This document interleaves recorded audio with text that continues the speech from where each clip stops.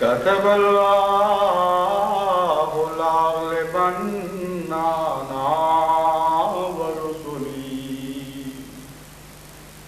إن الله قوي عزيز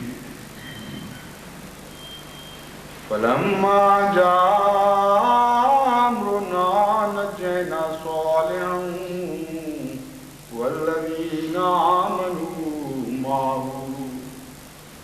برحمة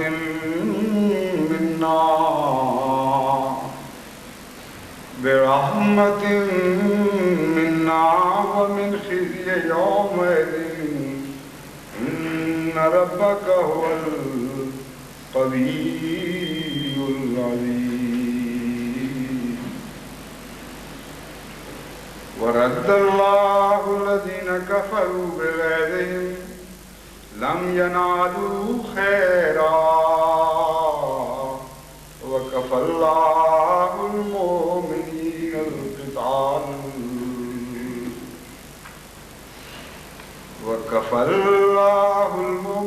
القتال وكان الله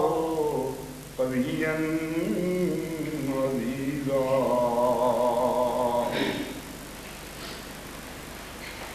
اللہ لطیف بعباده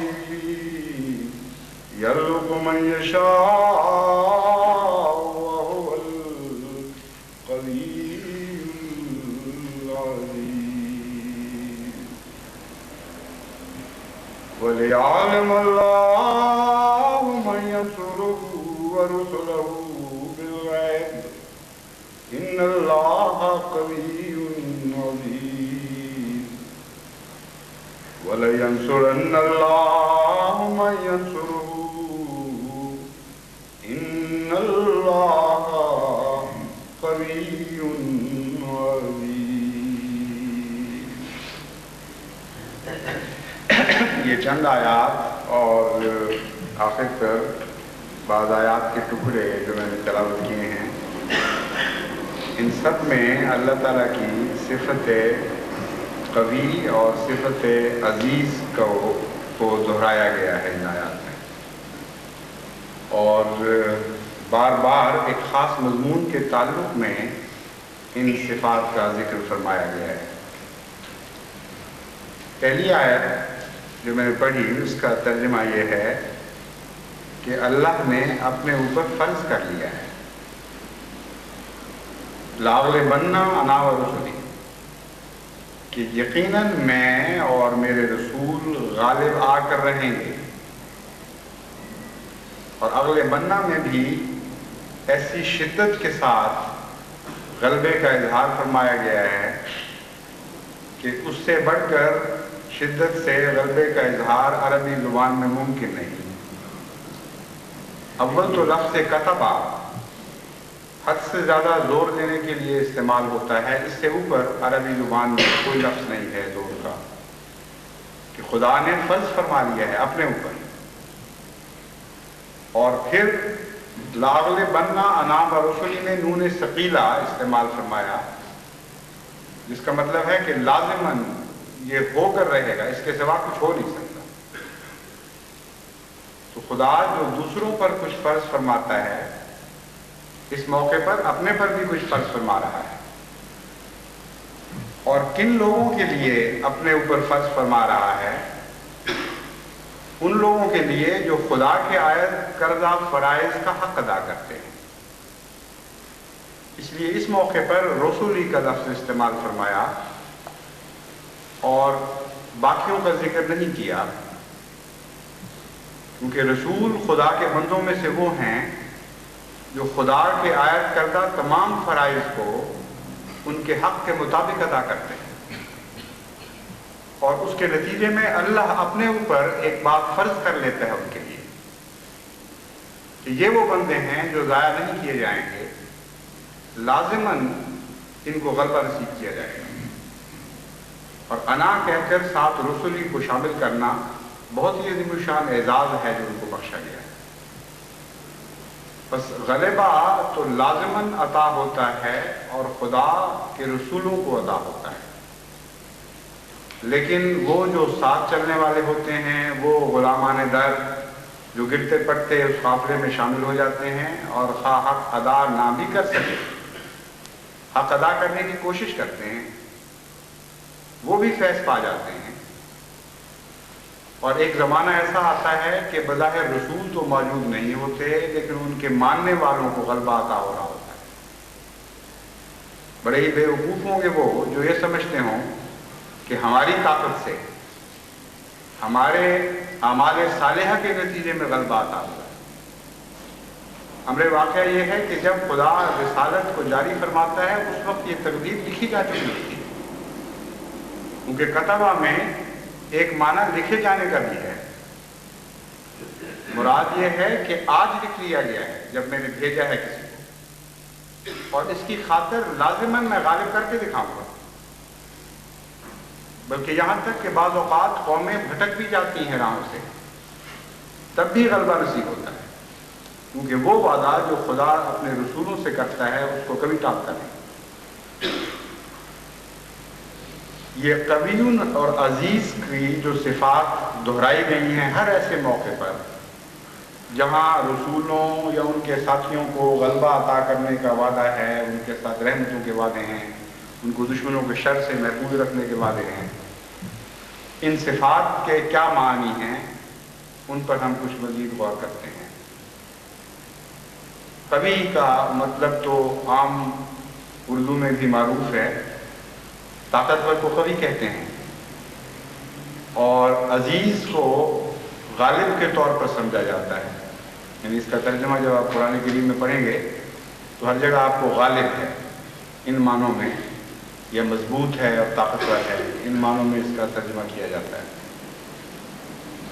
لیکن جہاں تک قوی کا تعلق ہے،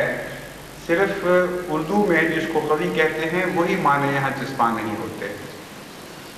یا انسان کے تعلق میں جو قوی لفظ سمجھا جاتا ہے وہی معنی خدا کے اوپر چسپاں نہیں ہوتے، کیونکہ قوی میں ایک قوت کا استقلال پایا جاتا ہے۔ قوی ایسے شخص کو کہتے ہیں جس کی قوت کی حالت ہمیشہ برقرار رہتی ہے اور جاری رہتی ہے، اور دنیا میں کوئی بھی انسان خواہ کتنا ہی بڑا ہو نہ ہو، اس کے متعلق یہ دعویٰ نہیں کیا جا سکتا کہ اس کی قوت کی حالت میں استقرار ہے اور کبھی اس میں زوال نہیں آ سکتا۔ وقتی زوال تو بڑے بڑے عظیم الشان جرنیلوں کی قوتوں میں بھی آ جاتا ہے، وہ بے ہوش ہو جاتے ہیں، وہ غش کھا کے جا پڑتے ہیں، ان کے خواہ معطل ہو جاتے ہیں کچھ عرصے کے لیے، یا عموماً آخر عمر پر جا کر انحطاط پذیر ہو جاتے ہیں۔ تو کوئی بھی دنیا میں آپ تصور نہیں کر سکتے ایسا شخص جس کے اوپر لفظ قوی اپنی تمام شان کے ساتھ صادق آتا۔ وہ ایک ہی وجود ہے، یعنی ہمارے آقا اور مولا حضرت رسول اللہ جل شانہ جس کے متعلق لفظ قوی استعمال ہو سکتا ہے، اور اسی نسبت سے دوسرے درجے پر رسولوں کے متعلق استعمال ہوتا ہے۔ اگرچہ رسولوں پر بھی کمزوری کی حالت آتی ہے، لیکن ایک قوی لفظ میں پوٹینشل کے معنی بھی پائے جاتے ہیں۔ اس لحاظ سے رسولوں کے متعلق ہم قوی کا لفظ استعمال کر سکتے ہیں کہ چونکہ ان کو غلبے کا وعدہ دیا گیا ہے، اور ایسے قوی کی طرف سے وعدہ دیا گیا ہے جس کی قوت میں زوال کوئی نہیں، اس لیے پوٹینشل کے لحاظ سے بالقوا وہ قوی ہی رہتے ہیں۔ مگر اول طور پر لفظ قوی بہرحال اللہ ہی کی ذات اور اسی کی شان کے بارے میں استعمال ہو سکتا ہے۔ جیسا کہ قرآن کریم کی دوسری آیات میں اس لفظ کو قوت کے طور پر یا قوی کے طور پر مختلف جگہوں پر استعمال فرمایا گیا، مختلف صفات کے ساتھ استعمال فرمایا گیا۔ اس کے جو معنی کھل کر سامنے آتے ہیں وہ چار ہیں۔ قوی سے مراد محض جسمانی طور پر قوی نہیں ہے، بلکہ قوت کا لفظ چار حالتوں کے اوپر بولا جاتا ہے اور قرآن کریم میں استعمال ہوا ہے۔ جسمانی قوت، اخلاقی قوت، نفسیاتی قوت، اخلاقی اور نفسیاتی کو آپ ایک ہی شمار کر لیں کیونکہ دراصل مختلف طرز بیان ہے، تو نفسیاتی قوت ہی کہنا چاہیے بنیادی طور پر، جو جب ڈیولپ ہوتی ہے، تربیت اور تعلیم پاتی ہے، تو پھر اسے اخلاقی قوت کہہ دیا جاتا ہے۔ تو اول جسمانی قوت، دوسرے اخلاقی قوت، اور تیسرے فکری اور نظریاتی قوت، ذہن اور عقل کی قوت، اور چوتھے روحانی قوت۔ تو ان چاروں کے اوپر قرآن کریم سے ثابت ہے کہ قوت کا استعمال ہوا ہے۔ بس جب خدا کی ذات میں قوی کا لفظ استعمال ہوگا تو نفسیاتی طور پر تو ہم نہیں کہہ سکتے، لیکن بالارادہ کہیں گے، وہ اپنے ارادے اور عزم میں قوی ہے۔ وہ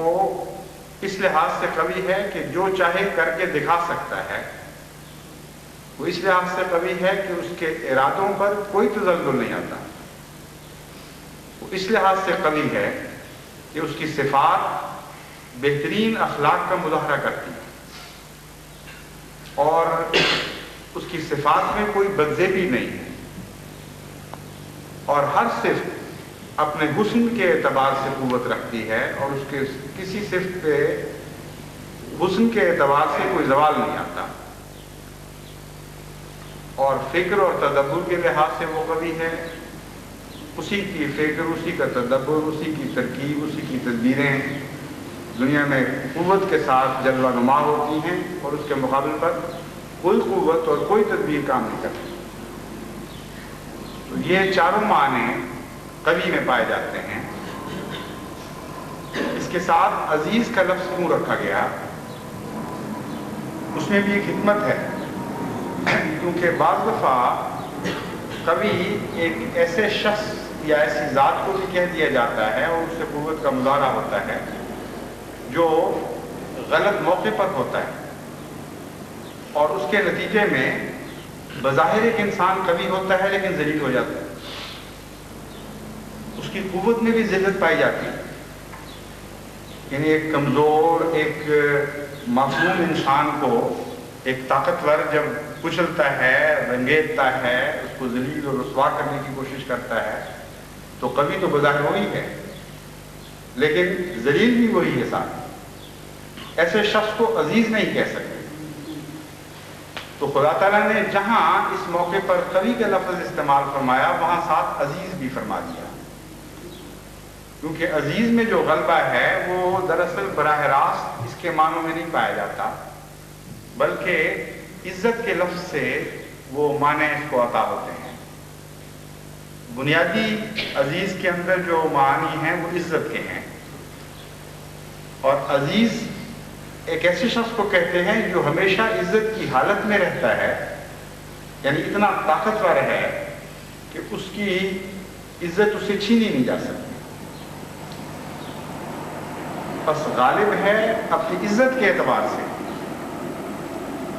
اپنے کرم کے اعتبار سے، اپنے شرف اور اپنے مرتبہ کے اعتبار سے۔ ایسی ذات کو عزیز کہا جاتا ہے۔ پر جب قوی عزیز کی تکرار کی گئی مومنوں کے تعلق میں یا بنیادی طور پر رسل کے تعلق میں، تو یہ سارے وعدے ان کو عطا کر دیے گئے۔ وہ ان سے کہا گیا کہ اے میرے بندو، تم جسمانی لحاظ سے حقیر سمجھے جا رہے ہو، اور لوگ سمجھتے ہیں کہ تم سے جس طرح چاہیں ہم سلوک کریں، کوئی نہیں ہے جو ہمیں روک سکے، لیکن ہم تمہیں بتاتے ہیں کہ کبھی خدا تمہارے ساتھ ہے، اور جسمانی لحاظ سے بھی تم عزت پاؤ گے، تم غلبہ پاؤ گے، اور تمہارے دشمن ذلیل اور ناکام ہو جائیں گے۔ پھر کبھی میں یہ وعدہ دیا گیا ہے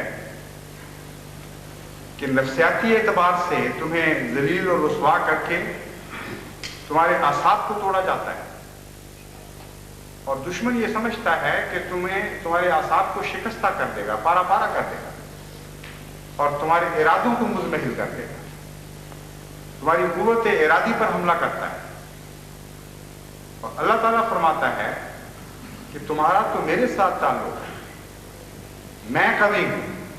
اس لیے جو مجھ سے تعلق جوڑ گیا ہے اس کے ارادوں کو قوت عطا کی جائے۔ بظاہر کمزوری کی حالت میں بھی ایک غیر متزلزل عزم ان کو عطا ہوگا، کسی قیمت پر وہ ٹلنے والے لوگ نہیں ہیں، انہیں ثبات بخشا جائے گا۔ یہ دوسرا وعدہ ہے جو قریب میں ان سے کیا گیا ہے۔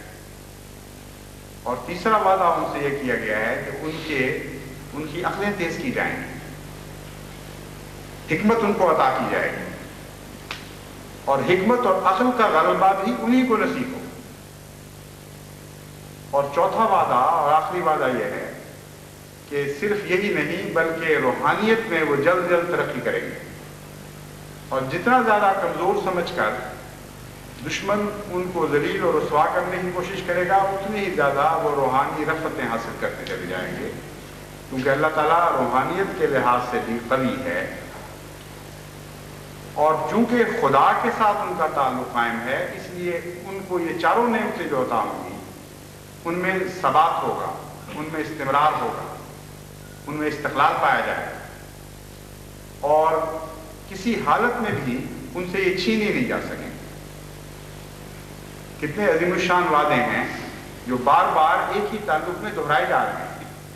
اس لیے خدا جب صفات کو اختیار فرماتا ہے بیان کرنے کے لیے، اس کے اندر بڑی گہری حکمتیں ہوتی ہیں۔ صفات باری تعالیٰ کے مضمون پر آپ غور کریں تو قرآن کی بہت سی آیات جو ویسے آپ کو سمجھ نہیں آئیں گی، صفات باری تعالیٰ کی گنجی سے آلودگی دکھائی دیں گی۔ عزیز میں ساتھ یہ بتایا گیا کہ عزت خدا کے لیے ہے، اور ہر عزت خدا کے لیے۔ عزت کے ساتھ قرآن کریم ایک دوسری جگہ فرماتا ہے کہ ہر عزت خدا کے لیے، تو مراد ہوا کہ عزیز میں کوئی ایک پہلو نہیں ہے بلکہ مختلف پہلو ہیں، اور عزت کی جتنی قسمیں ہیں ان سب قسموں سے ان کو غلبہ نصیب ہوگا، کیونکہ عزیز خدا ظاہری قوت کے لحاظ سے بھی عزیز ہے، اور باقی تمام قوتوں کے لحاظ سے بھی عزیز ہے۔ مثلا ایک انسان جسمانی طور پر تو قوی ہو سکتا ہے، انفرادی قوت ہے، لیکن قومی اعتبار سے وہ قوی نہیں ہوتا، اس کی قوم کمزور ہوتی ہے، اور کمزور قوم کو دیکھ کر لوگ اس کو ذلیل و رسوا کرتے ہیں۔ چنانچہ حضرت صالح کے متعلق جو آیت میں نے پڑھی ہے اس میں اس کا برعکس مضمون بتایا گیا ہے کہ صالح کی قوم معزز اور طاقتور تھی، اور لیکن بعض انبیاء کی قومیں اپنی تو بہرحال طاقتور اور معزز ہوتی ہیں، ان کے ماننے والوں کی قومیں معزز اور طاقتور نہیں ہوتی۔ تو ایسی صورت میں ان کو چھوڑ دیا جاتا ہے اور ان کے ماننے والوں کو ذلیل و رسوا کیا جاتا ہے، اور یہ دنیا دار یہ فرق کر کے دکھاتے ہیں۔ مکے کی زندگی میں یعنی مکی دور میں حضرت صلی اللہ علیہ وسلم کے صحابہ دو حصوں میں منقسم ہو گئے تھے۔ ایک وہ تھے جن کی قومیں ذاتی طور پر، جن کے ساتھ ان کا تعلق تھا، جن قوموں کے ساتھ وہ قومیں قوی تھیں اور عزیز تھیں، نتیجتاً ان قوموں کے افراد کے ساتھ بھی عزت کا سلوک ہو رہا تھا، باوجود اس کے کہ وہی بات کہتے تھے جو اس قوم کو غریب کہتے تھے۔ یعنی ایک وقت میں ایسی حالت آتی تھی کہ حضرت ابو بکر تو عزت اور شرف کے ساتھ سر اٹھا کر پھر رہے ہیں، لیکن بلال کو گلیوں میں گھسیٹا جا رہا ہے۔ اللہ تعالیٰ فرماتا ہے کہ یہ جو بظاہر کمزوری کی حالت ہے، یہ جو سمجھا جا رہا ہے کہ تمہاری قوم کمزور ہے، جن لوگوں سے تم وابستہ ہو وہ کمزور ہے، اگر ایسی حالت ہو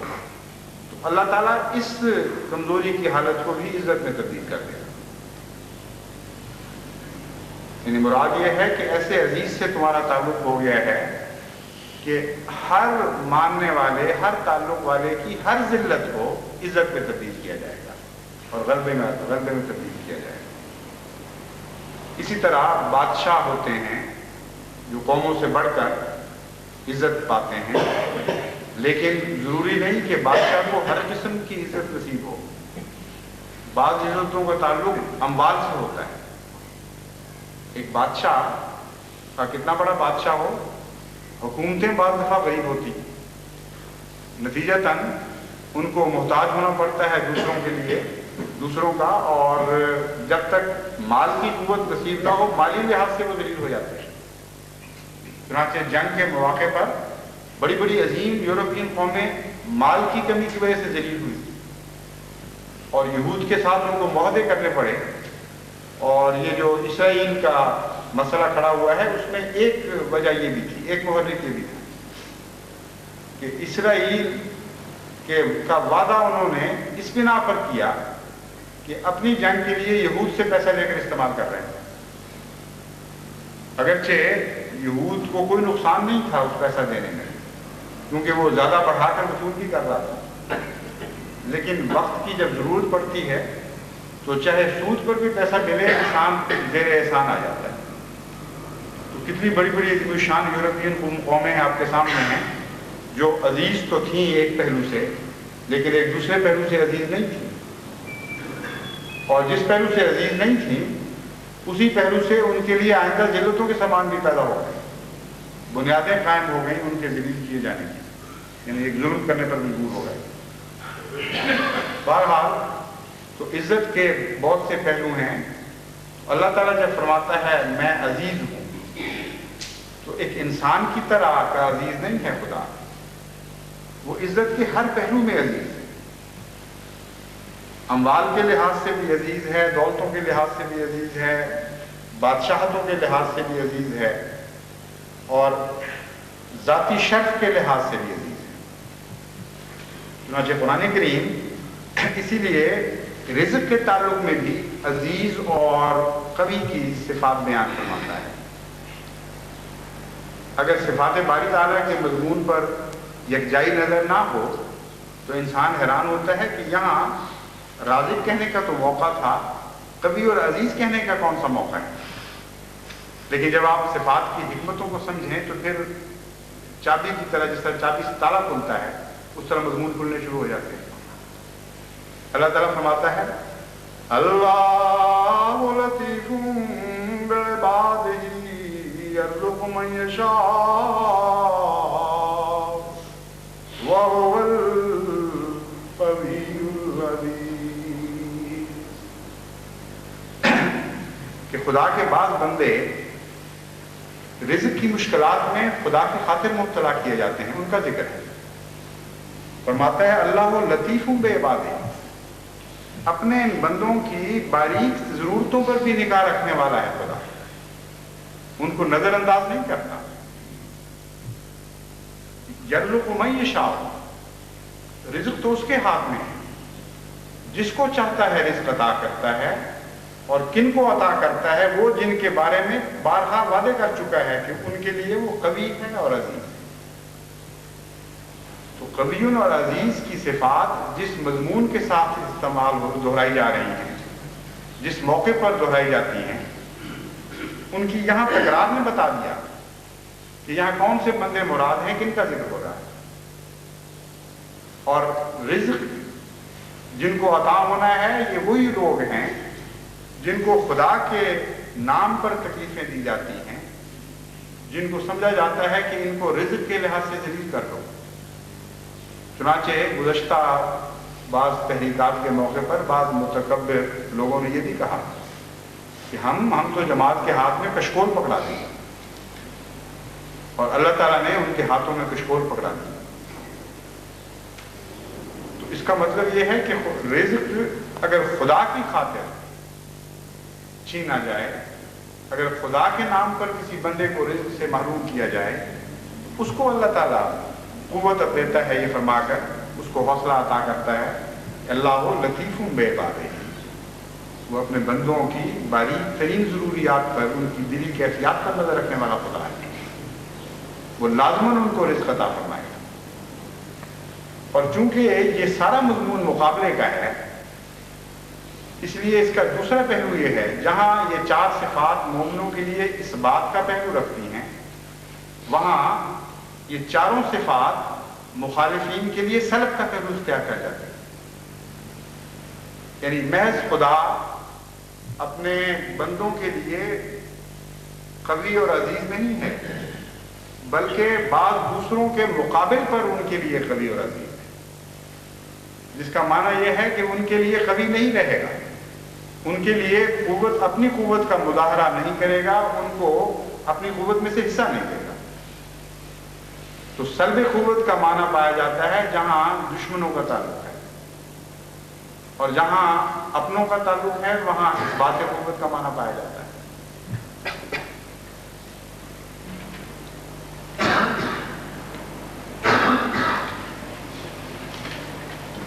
چنانچہ دوسری آیت میں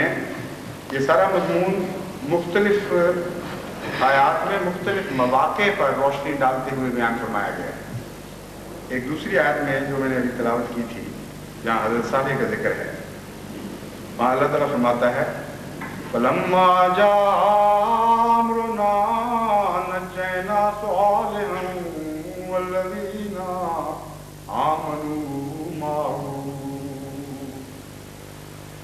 وَالَّذِينَ آمَنُوا مَعَهُ بِرَحْمَةٍ مِنَّا وَمِنْ خِزْيِ يَوْمَئِذٍ إِنَّ رَبَّكَ هُوَ الْقَوِيُّ الْعَزِيزُ۔ ایک مدت تک ہم نے صالح کو اور اس کے ساتھیوں کو آزمایا اور خدا کے نام پر انہیں کئی قسم کی تکالیف دی گئی، لیکن پھر وہ وقت جب آیا جب خدا کے فیصلے کے ظاہر ہونا تھا۔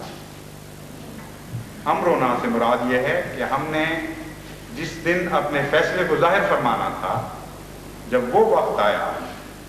تو ہم نے صالح کو بھی اور اس کے تمام ساتھیوں کو بھی اپنے فضل سے، اپنی رحمت سے نجات بخش دی۔ من خزی یومئذ، اس دن کی ذلت سے نجات بخشی۔ بس یہاں قوی اور عزیز کے اجتماعی معنی اکٹھے دکھائے گئے ہیں، یعنی وہ دن جو ہار اور جیت کا دن ہے وہاں قوت کو بھی ظاہر ہونا پڑتا ہے اور عزت کے مضمون کو بھی ظاہر ہونا پڑتا ہے، اور اس دن صرف قوت ہی عطا نہیں ہوتی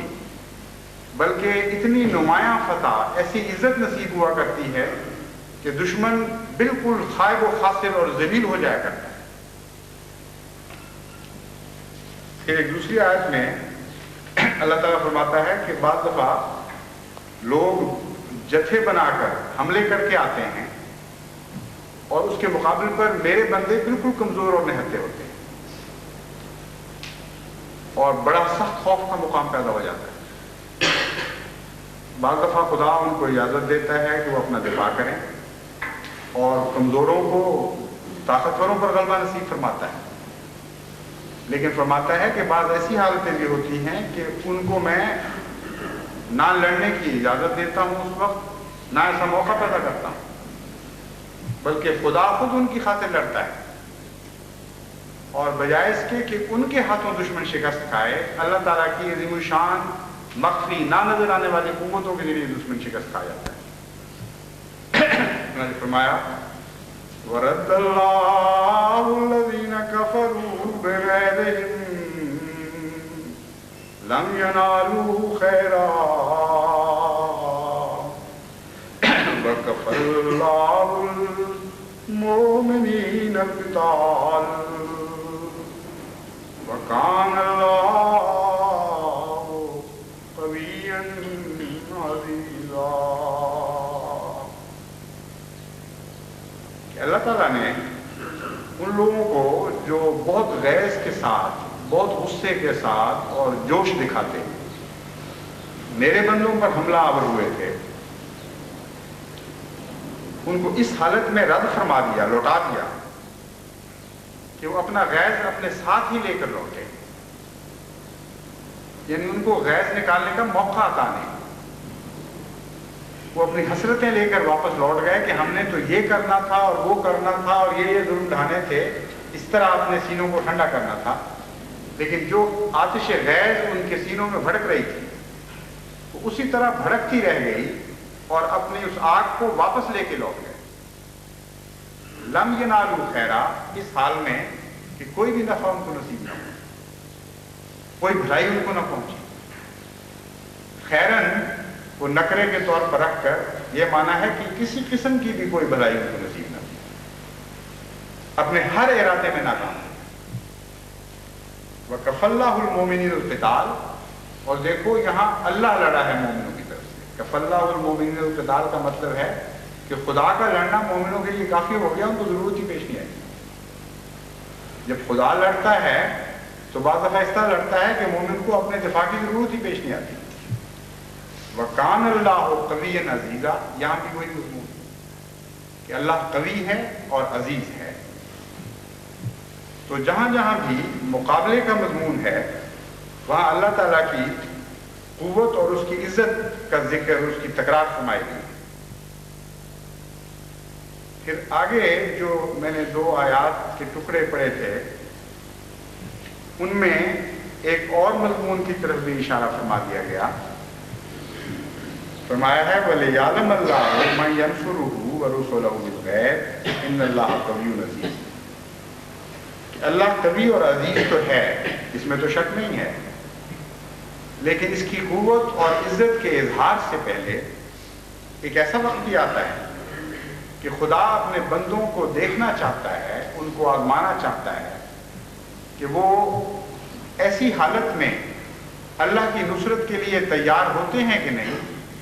کہ نہ اس کی قوت ان کو نظر آ رہی ہوتی ہے، نہ اس کی عزت ان کو نظر آ رہی ہوتی ہے، پردہ غیب میں ہوتے ہیں۔ یعنی جب خدا کی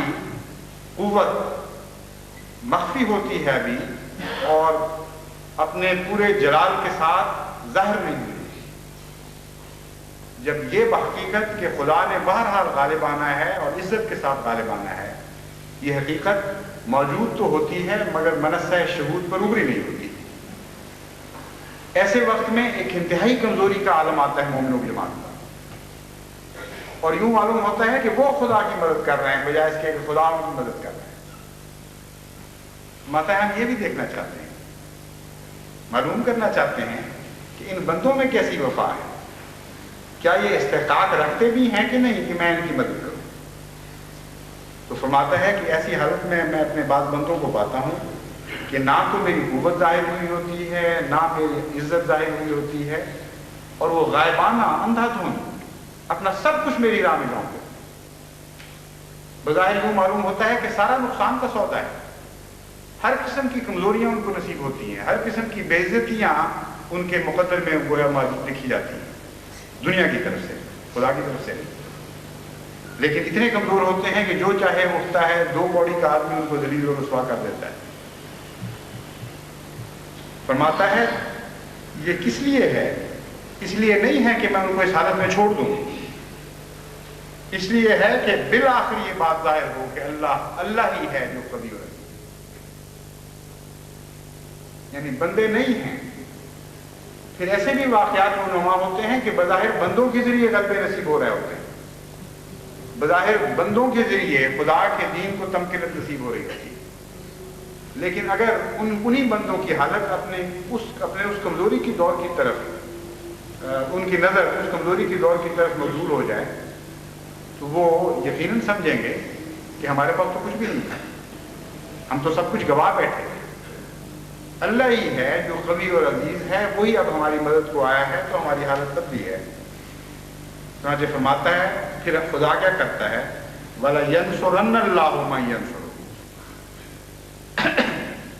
جو خدا کی مدد کرتے ہیں، لَيَنْصُرَنَّ اللَّهُ، لازماً ضرور اللہ ان کی مدد کو آتا ہے، ان اللہ لقوی عزیز، پھر وہی تکرار ہے قوی اور عزیز۔ فرماتا ہے اپنی تمام قوت کے ساتھ، اپنی تمام شان کے ساتھ،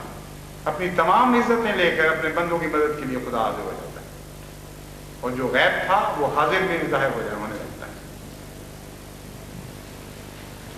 یہ وہ مضمون ہے جس کے متعلق حضرت مسیح موعود علیہ السلام فرماتے ہیں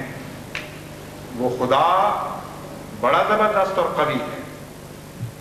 جس کی طرف محبت اور وفا کے ساتھ جھکنے والے ہرگز ضائع نہیں کیے جاتے۔ دشمن کہتا ہے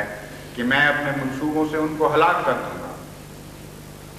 دشمن کہتا ہے کہ میں اپنے منصوبوں سے ان کو ہلاک کر دوں، اور بد اندیش ارادہ کرتا ہے کہ میں ان کو کچل ڈالوں. مگر خدا کہتا ہے کہ اے نادان،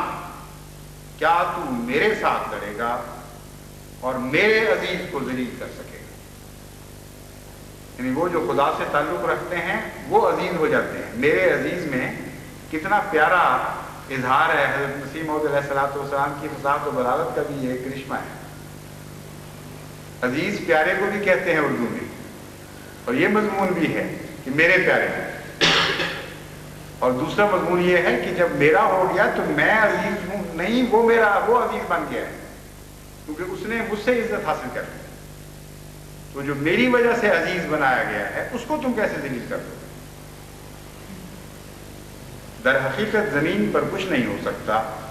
مگر وہی جو آسمان پر پہلے ہو چکا. کتب اللہ لا اغلبن انا ورسلہ کی مضمون پر کی طرف اشارہ ہے کہ لکھا جا چکا ہے. اور کوئی زمین کا ہاتھ اس قدر سے زیادہ لمبا نہیں ہو سکتا جس قدر کہ وہ آسمان پر لمبا کیا گیا ہے. مہلت کا مضمون اس فقرے میں بیان فرمایا گیا ہے، املی لہم انا کیدی متین، کہ میں ان کا ہاتھ لمبا کر دیتا ہوں. فرمایا لمبا تو کیا جاتا ہے مگر اسی قدر لمبا کیا جاتا ہے جس قدر آسمان پر لکھا گیا ہے. اس حد تک میں اس کو ہاتھ لمبا کرنے اور پھیلانے کی اجازت دوں گا. بس ظلم کے منصوبے باندھنے والے سخت نادان ہیں جو اپنے مکروہ اور قابل شرم منصوبوں کے وقت اس برتر ہستی کو یاد نہیں رکھتے جس کے ارادے کے بغیر ایک پتا بھی گر نہیں سکتا. لہذا وہ اپنے ارادوں میں ہمیشہ ناکام اور شرمندہ رہے ہیں، اور ان کی بدی سے راست بازوں کو کوئی ضرر نہیں پہنچتا بلکہ خدا کے نشان ظاہر ہوتے ہیں اور خلق اللہ کی معرفت بڑھتی ہے. اور قوی اور قادر خدا اگرچہ ان آنکھوں سے دکھائی نہیں دیتا مگر اپنے عجیب نشانوں سے اپنے تئیں ظاہر کر دیتا ہے. پھر فرماتے ہیں جب ایک شخص اس کے آستانے پر ایک نئی روح لے کر حاضر ہوتا ہے اور اپنے اندر ایک خاص تبدیلی محض اس کی رضامندی کے لیے پیدا کر لیتا ہے، تب خدا بھی اس کے لیے ایک تبدیلی پیدا کر لیتا ہے کہ گویا اس بندے پر جو خدا ظاہر ہوا ہے وہ اور ہی خدا ہے، نہ وہ خدا جس کو عام لوگ جانتے ہیں. وہ ایسے آدمی کے مقابل پر جس کا ایمان کمزور ہے. کمزور کس طرح ظاہر ہوتا ہے؟ لیکن جو وہ ایسے آدمی کے مقابل پر جس کا ایمان کمزور ہے، کمزور کی طرح ظاہر ہوتا ہے. اس طرح نہیں، کمزور کی طرح ظاہر ہوتا ہے، لیکن جو اس کی جناب میں ایک نہایت قوی ایمان کے ساتھ آتا ہے وہ اس کو دکھلا دیتا ہے کہ تیری مدد کے لیے میں بھی قوی ہوں. اسی طرح انسانی تبدیلیوں کے مقابل پر اس کی صفات میں بھی تبدیلیاں واقع ہوتی ہیں. بس آج جماعت جس دور سے گزر رہی ہے بکثرت، بلکہ ہر طرف سے پاکستان کے کونے کونے سے یہی اطلاعیں آ رہی ہیں کہ خدا کے وہ مظلوم بندے خدا کے آستانے پر نئی روحیں لے کر حاضر ہو چکے ہیں. ان کے اندر عظیم تبدیلیاں واقع ہو گئی. ایک بھی دیکھنے والا ایسا نہیں، ایک بھی صاحب حال ایسا نہیں جس کی رپورٹ، جس کی اطلاع اس کے برعکس ہو. بچے کیا اور عورتیں کیا، جوان کیا اور بوڑھے کیا، سندھی کیا اور پنجابی کیا، پٹھان کیا اور بلوچی کیا، تمام احمدی ایک عظیم تبدیلی کی حالت سے گزر کر نئی روحیں لے کر اپنے رب کے آستانے پر حاضر ہو چکے ہیں. اور وہ پاک تبدیلیاں جن کا حضرت مسیح موعود علیہ الصلوۃ والسلام نے یہاں ذکر فرمایا ہے وہ ظاہر ہو گئی ہیں. بس ان سب کو میں خوشخبری دیتا ہوں کہ اے خدا کے بندو، تم پر جو خدا ظاہر ہوگا وہ عام انسانوں کی طرح کا خدا نہیں ہوگا. وہ عزیز اور قوی خدا ہے جو تم پر ظاہر ہونے والا ہے اور تم پر جلوہ دکھانے والا ہے، اور کوئی دنیا کی طاقت اس تقدیر کو بدل نہیں سکتی. آپ عزت و شرف کی خاطر پیدا کیے گئے ہیں اور عزت و شرف کے مقام پر فائز کیے جائیں. آپ قوتوں اور عزتوں کی خاطر بنائے گئے ہیں اور قوتوں اور عزتوں کے مقام پر فائز کیے جائیں گے. یہ ہو کر رہے گا اور کوئی نہیں جو اس خدا کی تقدیر بدل سکتا.